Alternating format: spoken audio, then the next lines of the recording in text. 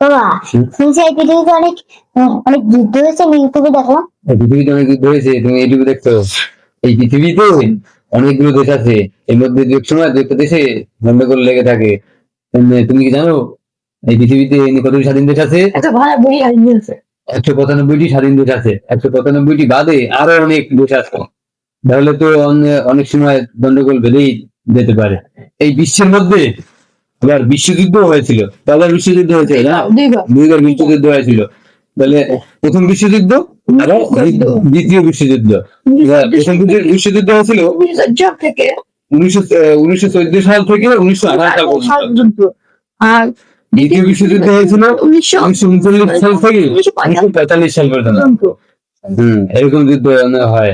তারপরে আমাদের দেশ বাংলাদেশ, আমরা 1971 সালে স্বাধীনতা লাভ করছি। 1947 সালে আবার ভারত পাকিস্তান ভাগ হয়ে গেছে। এরকম যুদ্ধ হয়ে তারপর স্বাধীনতা লাভ করে, এরকমই অনেক দেশের সাথে যুদ্ধ হয়।